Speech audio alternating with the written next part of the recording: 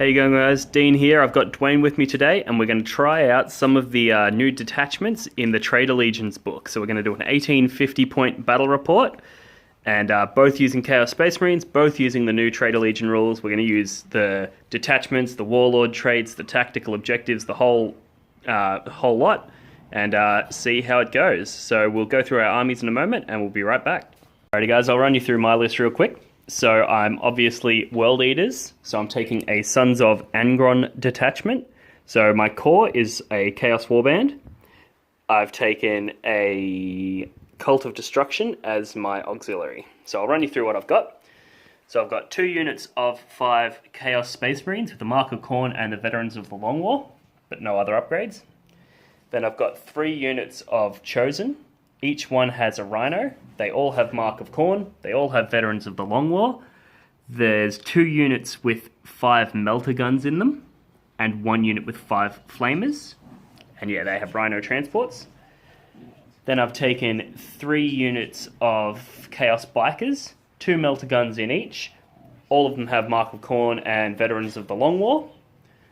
Then we have a Chaos Lord. He's rocking a Juggernaut, a Lightning Claw, a Sigil of Corruption, Mark of Khorne, Veterans of the Long War, and he also has the, let me find a page,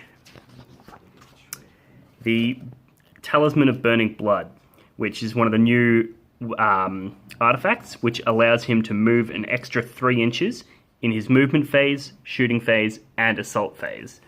So that's going to make him and whichever bike unit he joins pretty nasty. Then I've also got a Cult of Destruction, which has got a Warpsmith, a single unit of 3 Obliterators, and then 2 units of 1 Obliterator, and the Hellbrute, who's in the Chaos Warband. So everything in the Chaos Warband has objective secured. And also, because they're taken as part of a Sons of Angron detachment, they gain reroll to warlord traits and Blood Mad, which is basically any models that are non-vehicle can move 2d6 before the game starts. So it's like a scout move, but you can charge after doing it. We rolled our warlord traits before the game, and I got True Berserker, which is whilst locked in combat, my warlord has Eternal Warrior and Feel No Pain. So I had an opportunity to re-roll that, but why would you? Because Eternal Warrior and Feel No Pain on a Juggerlord is just fantastic. So yeah, that's my list, and I'm going to hand the camera over to Dwayne now, and he'll run you through his. Hi there guys, Dwayne here from Menza Gaming. So what I'm running today is a Sons of Mortarion detachment, using a Plague Colony as my main, what is it, a core? Thanks. And Fist of the Gods as an auxiliary. So what we have here is 4 squads of Plague Marines, 2 with 10 guys, 2 with 5. As you can see, 2 plasma guns, combi plasma pistol on the sergeant. Over here we've got melter guns. I like melters, they don't perform, but they're there. Melter guns on the 10 man over here with Typhus leading them. What have we got? Melter guns again. The 2 rhinos, obviously the Warpsmith at the back there with the axe. And 3 Vindicators running possession, just in case they get stunned. But they won't be using the Apocalyptic Blast, they'll just be shooting normally. But hopefully that'll hurt the Chaos, the old Khorne Berserkers over there. Yeah, that's it. Alrighty guys, I'll run you through the mission and the table. So this beautiful snowboard, you've probably seen it in previous battle reports, is provided by District Terror. So head over to their Facebook page. They do some great terrain commissions, and they've got a lot of tutorials and awesome stuff on there. So we've set up the objectives. We're doing a modified ATC mission where basically you draw 3 Maelstrom cards every turn. You also generate kill points, and you also have Eternal War. So objectives 1, 2, 3, and 4 are worth 3 victory points if you hold them at the end of the game. So it's all 3 of those missions going on simultaneously. So the objective markers, we've got objective number 3 on this hill here. Objective number 2 there. Objective number 4 over here. Number 6 up the back there. Number 1 on this cliff here. And number 5 over here. So that's the table, that's the objectives, that's the mission. Alright, Dwayne, do you want to do a roll off to see who goes first? Right now, yes. Alright, so I'm going to roll. Sorry.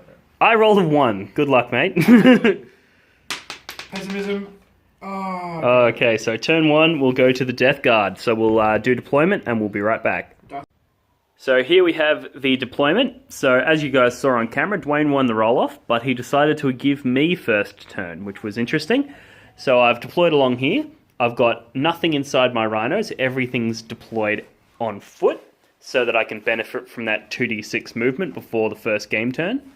So I've got along here, I've got bikes, a single obliterator, unit of bikes with my Juggerlord in it, unit of Marines, the Chosen up on there, the obliterators with the Warpsmith in them, another unit of Chosen with Flamers, Hellbrute, another unit of 5 Marines, a unit of Meltergun Chosen, a single obliterator, some bikes, and the last Rhino. And then Dwayne's castled up over here. So in the back he's got his 3 Vindies. He's got a unit of 10 Plague Marines with his Warpsmith in the middle there. So that Fist of the Gods, he's going to get a 6-up invul on all those tanks. He's also got 2 Rhinos here with 5 Plague Marines in each. And then he's kept his other unit of 10 Plague Marines off the table in reserves. So that's deployment done. Dwayne, do you want to seize the initiative? He's won every roll-off so far, so let's see whether his luck can continue. No dice. 4, though, that being said, he's rolled a 4 for every single roll, so interesting. So we'll get into World Eaters turn 1.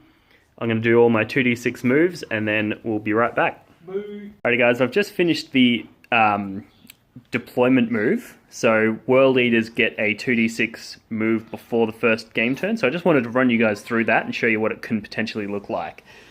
So I rolled pretty average across the board. The only rolls that were above a 7 was on this unit of Chosen here, who rolled an 11, and the unit with the Lord in it, who rolled a 10. Everything else was 7 or less, so not a massive advantage. And because Dwayne was smart and chose to go deploy second, he's actually deployed himself out of range, so I'm not going to get any turn 1 charges. So while it does allow my army to move up the table that little bit faster, it's not going to be as powerful as I had hoped. But we'll jump into my turn 1 and we'll see what I can do. Alrighty guys, there we have the end of a very brutal first turn for the World Eaters. So 4 cards, I drew Secure Objective 1, Psychological Warfare, and No Prisoners. So I'm holding Objective 1 here with my Chaos Space Marines. I moved up the bikes, fired in, and got first blood on that Vindicator. It was a single melter gun hit, but it happened to pen, and it happened to explode, and he happened to fail his invulnerable save from the Fist of the Gods. So that was really good luck on my part. Then we had all the melter guns from this unit fired and took that Rhino down to a single hull point. And then this Obliterator chipped in with his assault cannon and took the last hull point off, wrecking it. So that's what these Marines are doing. They're deployed out the back, disembarked out the back. Then these Obliterators fired into the Vindicator to try and take that one down, but they failed to do any damage. He passed his invul save, so that was really good. We had this Vindicator fired and missed with all of his weapons. No. It was those. They missed all. Or was it they that missed? They missed twice because they got 2 Oh, shots. that's right. Yeah, because they got to... I've used the Cult of Destruction formation to allow them to fire 2 sets of weapons. So I fired the las cannons and the multi-melters, and everything missed. But then what we had was really interesting. The bikes and the Juggerlord moved up, fired their melter guns, and did no damage. But then with the the Talisman of Burning Blood, allowed them that extra 3 inches to their charge range, and I rolled an 8 or a 9 for their charge range, which was just enough to get them in for a turn 1 charge, and they blew up that Vindicator. So that's a really good example of how powerful that new artifact can be, because he's only 8 inches into his deployment zone, and I'm still charging him turn 1. And he got to deploy second, so he got to deploy as far away from me as he could, and I still got that turn 1 charge. So there was a lot of luck involved, because I rolled an 11 for their pre-game move, and then a 9 above average for their charge move as well. So there was a lot of luck involved, but it is still a very powerful artifact. So yeah, that's the end of my turn 1. So I killed 2 Vindicators and a Rhino. So I killed 3 units. So for no prisoners, I get D3, which we're doing any D3s, just count as 2. So I got 2 victory points there, and I also secured objective 1. So I'm sitting on a happy 3 plus First Blood, so 4 victory points so far.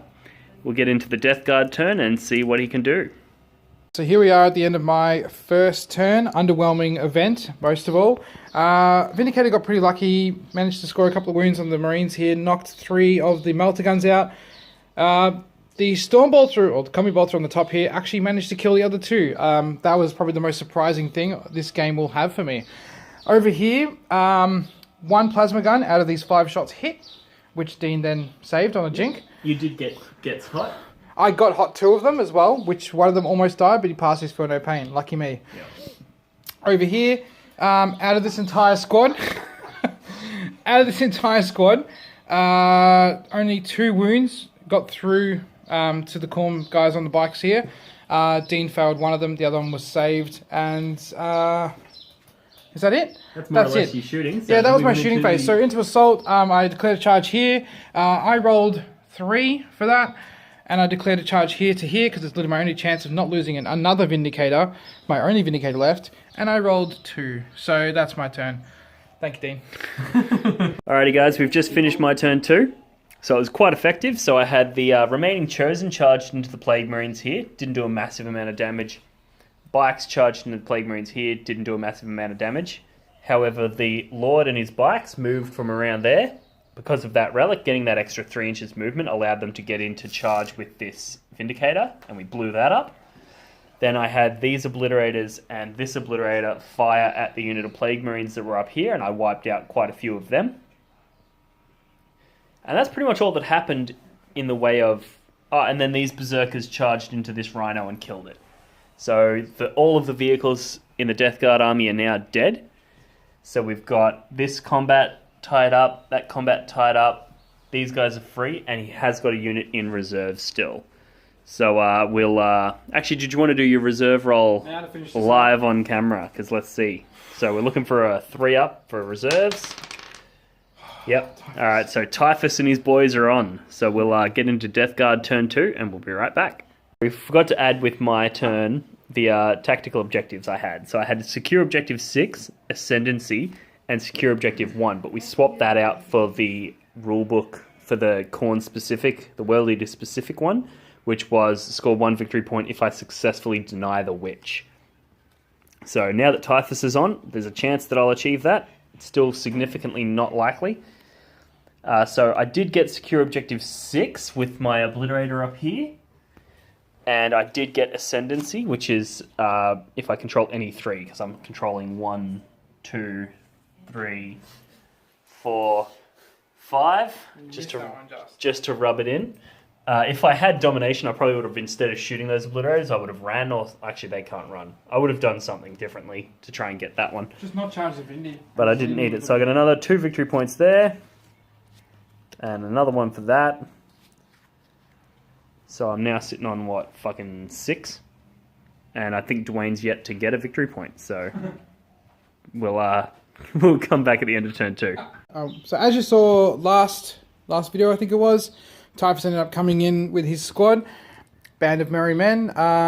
They've come up into here to try and help out the Warpsmith on his jolly path of doom. Little did he know that he was the one who was doomed. So what did we do that turn? So they killed 2 bikes. Yeah, so they bolt gunned. Was it bolt gun? They bolt gunned two bikes down. That was just pretty lucky. The melter gun's ineffective. The plasma gun ineffective, as we assumed. Typhus's powers, neither of them went off. No. And the one that we assumed would have gone off, he would have denied anyway. So this is the most useless turn I've had. Yeah. Well, Typhus is the most useless person. Fair. So we ended up getting into combat with this squad here. And we'll bring it up now. Yeah. So I ended up rolling a 3 again. Being that I need to remain 1 inch away from a model, unless I'm in the assault phase already, do I make that in? Because I cannot be within that same inch. Yeah, and because it's going through dangerous, difficult terrain, you'd reduce the charge by 2. So he has within 1 inch. But out of 1 inch at the same time. Can't be within 1 inch, but he rolled a 1 inch for his charge range. So we allowed it because you'd be a dick move to tell somebody that they rolled a 3 and that's not good enough. But yeah, more or less, it's the debate of, is that within 1 inch? Are you on exactly 1 inch? In which case, rolling a 1 inch charge suffices. Yeah. Chuck your comments in the comments below and let us know what you guys think on that ruling. Anyway, as we got into combat, we soon realised it was a mistake, a full error, and the Warpsmith somehow lost 2 wounds to the Lightning Claw. Yeah. Having gained a wound from his Warlord trait, he's at least sitting on 1 wound, but he's not looking good. These Marines over here, these 5 Marines, beat up 1 Marine, luckily, and are fleeing towards that Rhino to hopefully put a Melter Blast through it or something, but it's not looking good. I'm going to throw a Hellbrute at them. Cards, no cards. No cards scored. Hey guys, here we have the end of my turn 3. So I had Kingslayer, Secure Objective 5, and Hold the Line. So I'm holding Objective 5. I have Hold the Line with 3 units here. So I've got those 2 cards. As for actual combats, we had the Chaos Space Marines charged and the Plague Marines there. No damage was done. Hellbrute failed his charge range, so there was nothing done there. This combat, 1 bike died, but thanks to being fearless, because they're a World Eaters unit, there's no falling back or anything like that. I failed to do any damage to him. Then we had this bike unit charged in, and that Juggerlord kept swinging. So not a single wound was inflicted by either side during that combat. So it was a real big fucking just waste of time. So the game grinded on. Not much died, but I did get my victory point for holding the line and my victory point for secure objective 5. So pretty commanding head start in victory points. I don't like my chances of getting tabled either, but we'll see. You never know. Dwayne might pull some really awesome cards. So we'll jump into turn 3 for the Death Guard. So at the end of my turn, these Plague Marines here actually managed to beat down the 2 bikers they were engaged with. These Plague Marines here have managed to do nothing, didn't we? 1 guy. I lost 1 guy, but we're fearless. Both of us are fearless, so we're stuck in there. Over here, Typhus got up force, made its comeback with the Juggernaut Lord, and swiftly cut him down while everyone else sort of fumbled around looking for their swords and their shanking blades and stuff like that. Yeah. But over here, these 4 little soldiers actually drilled down 2 bikers in close combat while suffering no casualties. The Warpsmith has walked away with 1 wound left, having passed all of his saves from all the other combats, so been pretty good for him. It's not looking good overall, because I've only got 1 card so far, but he has lost his Warlord, and things are going up. But I think they're turning around slightly. It could be too little too late, but only time will tell, eh? Let's have a look. Alright guys, we just finished the end of the Death Guard turn, and we've got to roll Typhus's boon roll. So Dwayne's thrown his dice down, he's rolled a 6 for his first one. And then 5. So Typhus has jumped in, bitch slapped the Juggerlord, and is now turned into a Demon Prince. Demonic Ascension, motherfucker. Yep, so that's the end of turn 4 for World Eaters. So 4 cards. I had Kingslayer, Domination, and Blood and Guts. So I scored Blood and Guts by getting into combat here with some Plague Marines with the Hellbrute and killed them. I did not get Kingslayer because Typhus, the Demon Prince, which we're just using a Hellbrute stand-in, is still alive. But we did get Domination, because I'm holding 3, 4, 2, 1, 5, 6. So I got those 2 cards, Blood and Guts and Domination.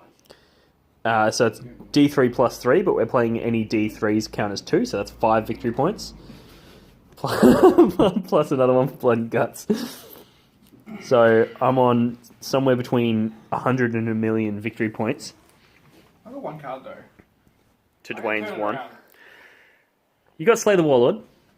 Which you haven't got, so I guess... So you're on 2 victory points, and I'm on at least 10. A very much less useful Typhus. So, yeah, we'll see what happens in Death Guard's turn 4, and we'll be right back. So here we are at the end of turn 4, I think, my turn 4. what's happened here is the Marines here with the plasma gun and the plasma pistol have mopped up 4 of these berserkers, or wannabe berserkers. Yep. Left one alive, charged it, and did nothing. It also did nothing to me, so I guess there's nothing to lose there. These 2 Marines that were engaged with this Warpsmith and his mobs were, I put 1 wound through. You put 1 wound on and I got crushed back. So, yeah, that's okay, but not great. Over here, the Demon Prince and the squad of Marines charged the Melter Chosen, I believe it was. Shot 1 down in the shooting phase and then charged and just wiped out the squad. Interestingly though, the Sergeant did make a challenge and won the challenge. He's still alive there. And we're going to see what he gets. Boon roll. Let's see that 6. Nothing interesting. So 35. I don't even know what that is. And there we have the end of my turn 5. So I had Kingslayer, Secure Objective 3, and Secure Objective 5. So I'm holding 5. I'm holding 3, and I got Kingslayer. So as for movement, this Hellbrute moved and charged into the Plague Marines that were engaged with the single Berserker. In that combat, I killed, 2 guys, but the Plague Marines killed the Berserker in return. Then basically in shooting, these Chosen moved around and did 5 Flamer shots. They did 2 hits, 2 wounds on the Typhus, but he passed both of his armor saves. The Demon Prince probably known as Typhus. And then we had a shitload of wounds put onto those Plague Marines and killed quite a few. And then the Obliterators fired their twin-linked plasma guns and their twin-linked melter guns and finished him off. Finished off that unit. So now all that remains on the table for the Death Guard player are 3 Plague Marines that are tied in combat with the Hellbrute and the Demon Prince formerly known as Typhus. So I scored all 3 of my cards there. I also denied him one of his... Oh no, wait, Typhus is still alive, so you still have that card. I still have the card, but I did lose my... Because he got one of the Death Guard cards where basically if he still has Typhus alive at the end of the game, he scores 1 victory point. But not that it's going to matter. So we'll get into turn 5 for the Death Guard, and then we'll roll off to see if the game continues. So here we are at the end of my turn 5, which will be the last game turn if Dean's roll goes well. So what have we happened here? Marines here did nothing to the Hellbrute as expected. The Hellbrute struck back 2 hits. Snake Eyes to wound. We have here Demon Prince charged the Flamer squad, copped 8 hits, 8 wounds on the way in. Only managed to fail 1 of his saves. Cleaned up only the Sergeant and 1 other guy, giving him a boon, which enabled him to +1 strength to his ranged weapons, which he has none. Yeah. That looks like it's pretty much it. I scored 1 card for winning a challenge with Typhus, or the Demon Prince formerly known as Typhus. Yeah, that's about it for my turn. Alright, so here we go to roll off and see the end of the game. 1 or 2? It's game over. Game over. Well done. Very well done. By me. Just go. Alrighty guys, so there we have the end of the game. So being the first game we've played using the new Trairor Legion's supplement, we just wanted to share some of our thoughts on what was effective and what wasn't. So I'll just touch on World Eaters. So I think the artifact that gives the Juggerlord or any Lord and his unit the ability to move an extra 3 inches in movement and assault phases is very strong. We figured out it allowed me to get a 37-inch move in turn 1, so I was in combat straight away. That's really powerful. That being said, if I didn't get the first turn, I think that would have been a completely different story, because he would have just been able to Vindicator me off. So I think that's one of those really polarizing things in the game, where if you get first turn, it's really powerful. If you don't, it's really shit. Same goes for the extra 2d6 movement that World Eaters get pre-game. Very powerful if you can get the first turn, because it gives you the opportunity to, I got my Melter Guns in range turn 1, which allowed me to get first blood, so that was really good. However, if he got first turn, all I would have been doing is bringing myself into the range of his guns for him to shoot me off the table straight away. So, bit of a mixed opinion on that. It is really good for Obliterators because they're slow, and giving them that extra 2d6 at the start of the game means you don't have to deep strike them to get their guns into range, because turn 1 you move up 2d6 plus your 6 inches. Then your next turn you move a further 6 inches, you're already pretty much in their line, turn 2, guaranteed. Whereas if you hold them in reserves and try and deep strike them, not only do you have to deal with the reserve rolls, but you're also potentially going to mishap. You're going to, there's a lot of fucking shit that can happen there. So, objective secured was pretty kind of average for me. I didn't really need it. I think that's mainly because my opponent castled up, so he wasn't out controlling the table. But, yeah, other than that, I'm pretty happy with it. The Fearless almost hurt me, I reckon, because veterans of the Long War get Fearless now. So, for example, this Demon Prince, he's locked in combat with those Flamer guys, whereas they lost combat by 2, so they probably would have fell back, and then I could have shot his Demon Prince with those Obliterators. But because they're Fearless, things get tied up, and you almost tar pit yourself. So, I think that sort of depends on your opponent, on what you think. But yeah, so that's my thought on the World Eaters. Dwayne, what do you reckon? How did the Death Guard go? The Death Guard, I heavily underestimated exactly how far you can move up. Given hindsight, I probably would have taken the first turn, but I don't know what I really would have done with it, because you could have counter-deployed to me pretty heavily.